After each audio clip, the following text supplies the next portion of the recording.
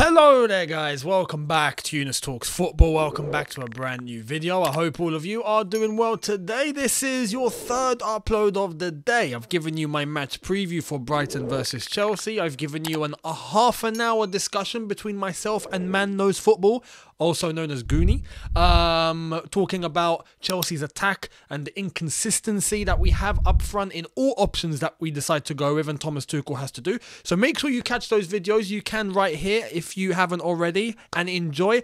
Today we wrap up today's AFCON coverage and what has gone down. We have commenced the third match day of the group stage with hosts Cameroon playing against Cape Verde, and we had Burkina Faso playing against Ethiopia. So we're going to analyze those two games and get into how it all went down.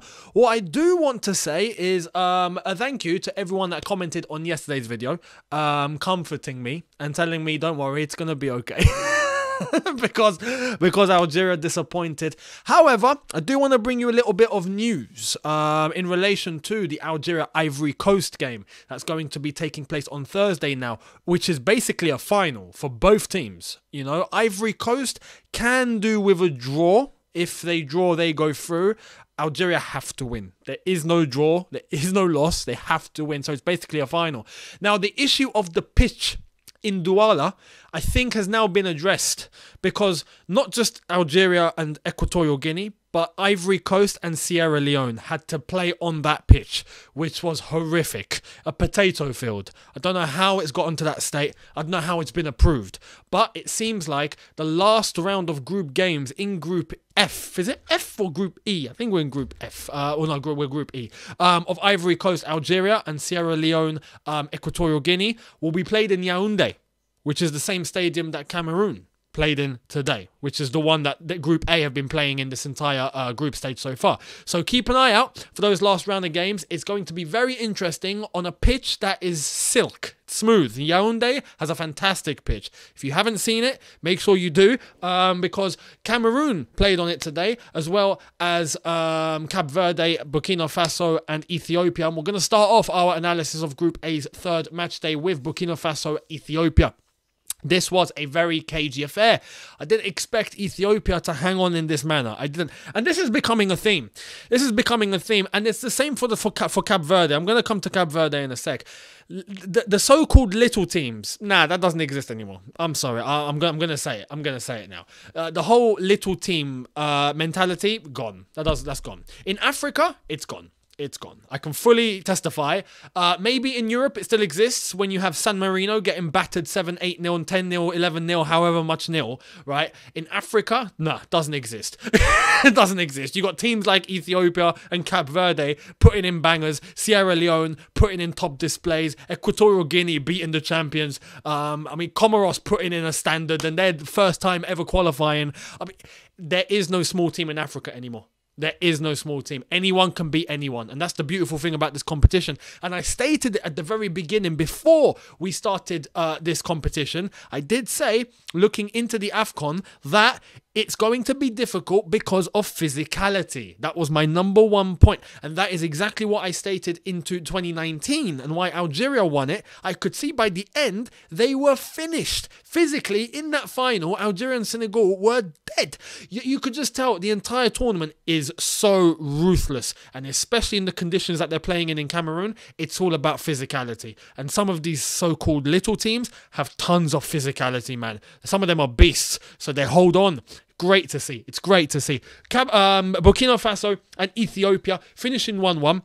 Burkina Faso taking the lead in great fashion. Fantastic ball over the top by Guiara, if I've said that correct. And Bayala getting on the end of it. A fantastic ball over the top, much like we see Chelsea do with like a ball from Thiago Silva or whoever, or Rudiger. Goes straight over the top, except Bayala, in between the two central defenders, lands right in front of him. The keeper comes out, he dinks it over him. Nice little lob, bounces in 1-0. Great finish. And a fantastic goal for Burkina Faso.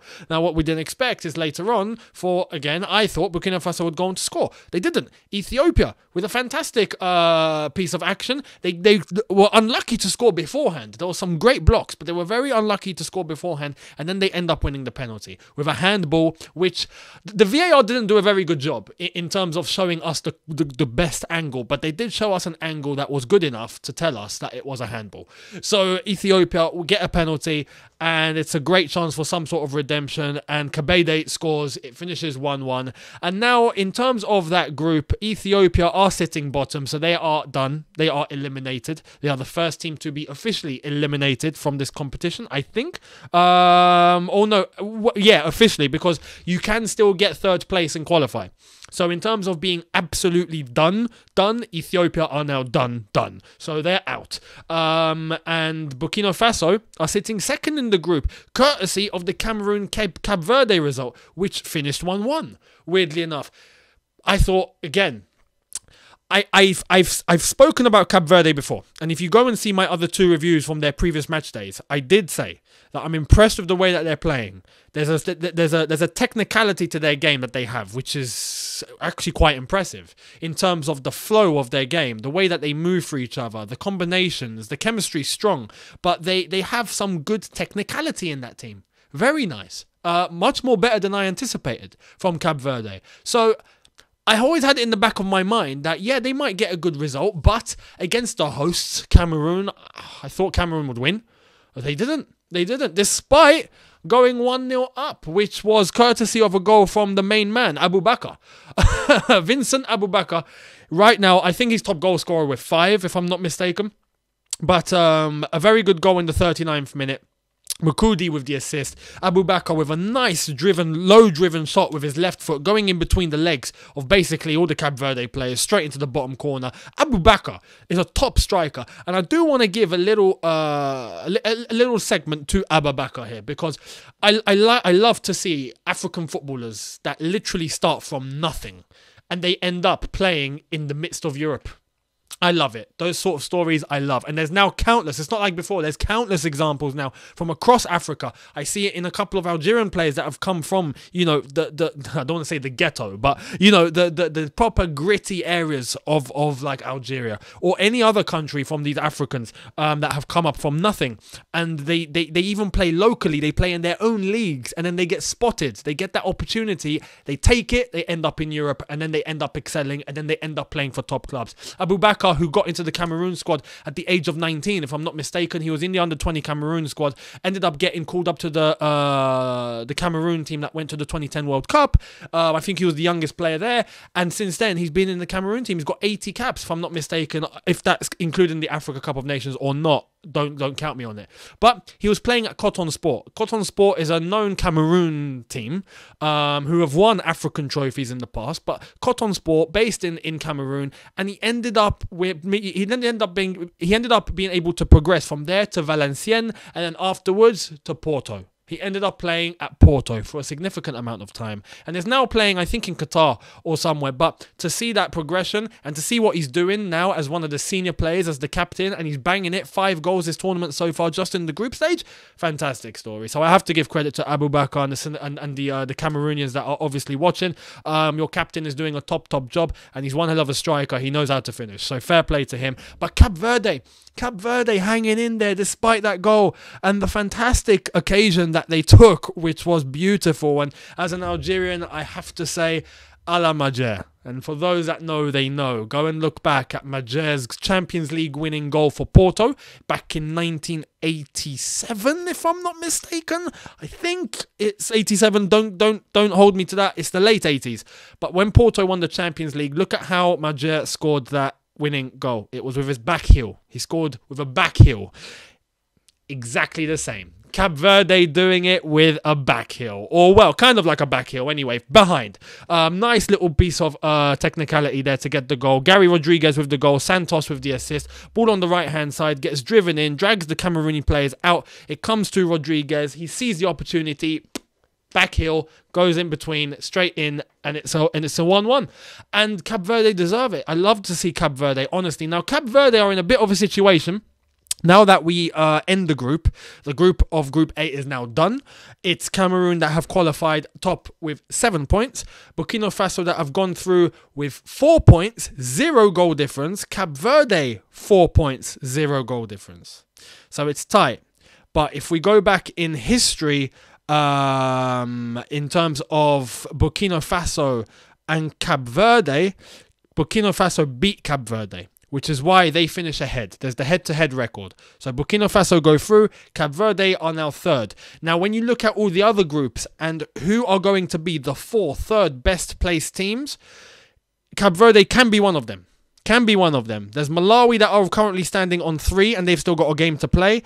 Senegal, Guinea on 4 as well, but they've got goals. The Group C is kind of tough at the moment. Ghana on 1 point, Comoros on none, Gabon on 4. In terms of Group D, Egypt on 3, Guinea-Bissau on 1, Sudan on 1. So that's good in terms of Cape Verde. Ivory Coast, Equatorial Guinea, Sierra Leone, Algeria, any one of them can finish third. That group is the group of death right now. Anything can happen.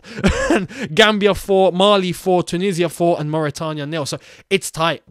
Who are going to be those 4 countries? Cape Verde are now, it's out of their control. They're just going to be clinging onto their seats, waiting to see what's going to happen, and we're going to see if they're going to qualify or not. Personally, I think they deserve it. I think they deserve to qualify, man. They need to be in the last 16. Cape Verde deserve it, and I hope they're there. Oh, well. Not against Algeria, of course. If it means we have to go through third place, I'll take it. No, I wouldn't. We have to win anyway, so it's probably impossible to finish third. But there we are. Good luck to Cape Verde. We'll see what happens. Cameroon, congratulations. Burkina Faso, congratulations. And Ethiopia, unlucky. And best route home. Anyway, let me know what you think in the comment section below about today's games. Let me know about the goals, what you thought of Cameroon, what you thought of Cape Verde, what you thought of Burkina Faso, what you thought of Ethiopia. I'd love to hear it. And tomorrow will be the roundup of, well, who's playing tomorrow? We're going to have Group B and Group C getting wrapped up. Group B will be wrapping up Malawi versus Senegal, Zimbabwe versus Guinea, and Group C later on Gabon versus Morocco, Ghana versus Comoros. So we'll see what's going to happen, and I will catch all of you then. Have a good one, people. Hit the subscribe button if you are new. Hit that notification button to be notified once I've uploaded. Smash like button if you've enjoyed this, and I'll see you tomorrow. Have a good one, people. Take care and peace.